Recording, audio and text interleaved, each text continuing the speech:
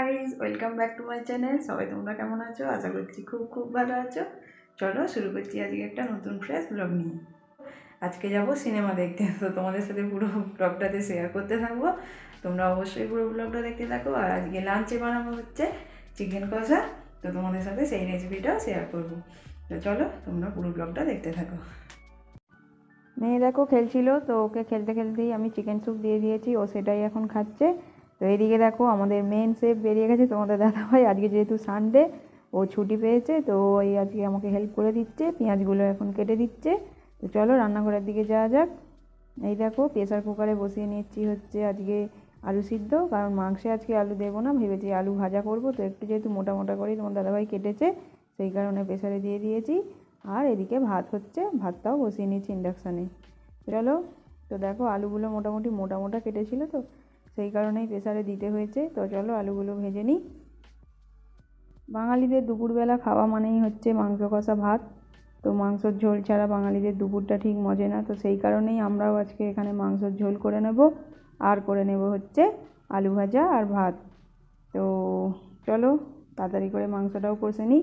তো দেখো মাংসতে আমি পেঁয়াজ আর ক্যাপসিকাম আর গরম মশলা দিয়ে আগে প্রথম ভেজে নিলাম ভালো করে, তারপরে তাতে দিয়ে দিচ্ছি হচ্ছে পেস্ট মশলা, সেটা হচ্ছে আদা রসুন বাটা।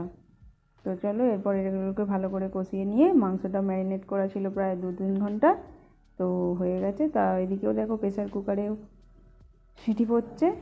তো চলো মাংসটা এবার ভালো করে কষিয়ে নিই।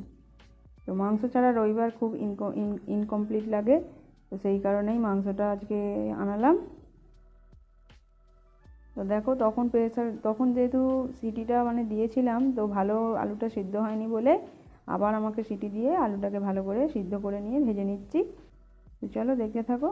তো মাংসটা এদিকে দেখো গ্যাসে আবার চাপিয়ে নিয়েছি। তো গ্যাসে এখন মাংসটা চাপা দিয়েই রান্না করছি, কারণ কি বলো তো, মাংসটা তাতে ভালো সেদ্ধও হয় আর জলও বেশি এতে দিতে হয় না। তো মোটামুটি মাংসটা অনেকটাই হয়ে এসছে। তো ধিমে আঁচেই করতে হয়, কারণ কি বলো তো, বেশি জোর দিলে তখন আবার জলের প্রয়োজন হয়। তো আস্তে আস্তেই ওই জন্য করছি কিছুটা সময় নিয়ে। মাংসটা মোটামুটি কালারটা খুব ভালোই এসেছে বলো। তো চলো আমরা খেতে বসে গেছি, এবার আমরা খেয়ে নিই সবাই মিলে। তো তোমার দাদাভাই আজকে খেয়ে বলুক কেমন হয়েছে।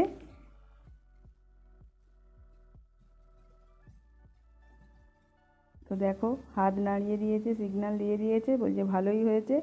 তো চলো মোটামুটি যদি রান্না করে যদি বলে ভালো হয়েছে তো খুবই ভালো লাগে। তো মেয়েও এদিকে খাচ্ছে, মেয়েকেও দিয়ে দিয়েছি। খেয়ে দেই রেডি হয়ে বেরিয়ে পড়বো সিনেমা দেখতে। তো চলো তাড়াতাড়ি রেডি হয়ে নিই। এই দেখো আমরা বেরিয়ে পড়েছি, চলো তোমাদেরকে পুরো রাস্তাটা যেতে যেতে দেখাই। তো এই দেখো আমরা থাকি পাহাড়ের কিছুটা উপরে, তো সিনেমা হলটা যেহেতু নিচের দিকে, সেই জন্য আমাদের কিছুটা অনেকটাই হেঁটে যেতে হয়। তো চলো তোমরাও দেখতে থাকো আশপাশটা। তো এই রাস্তাটা ধরে নিচে নামলেই আমরা একটা সোজা রাস্তা পাবো। তো সেই রাস্তা দিয়ে যখন আমি ওপরের দিকে তাকাই, তখন তো মানে পাহাড়গুলোকে দেখে এত সুন্দর লাগে দেখতে, সে মানে ভাষায় বোঝানো যাবে না। তো আমরা মোটামুটি সিনেমা হলের কাছেই চলে এসেছি। চলো তোমাদের সাথে দেখা হচ্ছে সিনেমা হলে। তো আজকে যে আমরা সিনেমাটা দেখেছি সেটা হচ্ছে কুছ খাট্টা হো যায় সিনেমা। তো এই সিনেমাতে নায়ক নায়িকা যে ছিল তারা হচ্ছে নতুন। বইটা খুব একটা খারাপ লাগেনি, ভালোই লেগেছে। আমাদের 3 ঘন্টা ভালোইভাবে এনজয় করে কাটিয়ে দিয়েছি।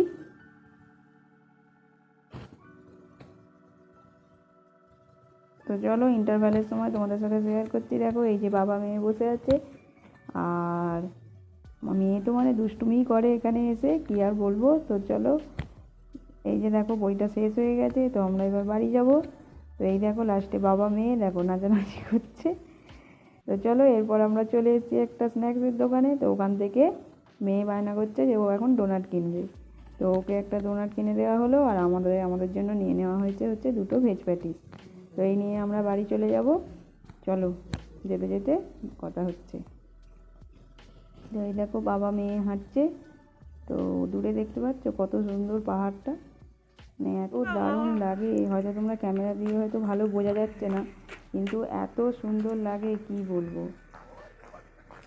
যখন বরফ পড়ে না, তখন পাহাড়ের উপরে পুরো মানে বরফগুলো যখন জমা হয়ে থাকে, তখন পুরো মানে পাহাড়টা পুরো সাদা দেখতে লাগে। তো তখন এত সুন্দর লাগে দেখতে দূর থেকে, যে আমি কী বলবো।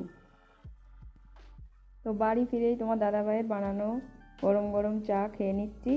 তো আজকে একটা খুশির খবর, সেটা হচ্ছে সোনাইয়ের বার্থডে উপলক্ষে ওর মামার বাড়ি থেকে যে গিফটটা পাঠানোর কথা ছিল সেটা আজকে এসে পৌঁছেছে। তো চলো সেটাই এখন দেখে নিচ্ছি কি পাঠিয়েছে। এই দেখো মেয়ে আমার কত এক্সাইটেড, ও মানে অনেক দিন বাদে এই গিফটটা পেলো আজকে। দেখো এত মানে তাড়াহুড়ো করছে খুলবে বলে। তো বাচ্চা এটাই হচ্ছে ওদের আনন্দ, ওরা কোনো গিফট পেলে অনেক খুশি হয়। তো তোমাদের দাদাভাই ওকে হেল্প করে দিচ্ছে খুলতে। তো দেখো ও যেহেতু এত কেন এক্সাইটেড, ওর যেহেতু খাবারের জিনিসগুলো মানে চিপস বিস্কুট লজেন্স এগুলো আছে, ওই জন্যই মানে ও মানে বেশি খোলার জন্য তাড়াহুড়ো করছে। তো ওগুলো দিয়েছে, প্লাস ওর জন্য পাঠিয়েছে একটা জিন্সের প্যান্টের সেট। তো আমিও সেই সময় বলেছিলাম যে আমার জন্য এক্সট্রা পাওনা হচ্ছে একটা 5 ফোড়নের প্যাকেট।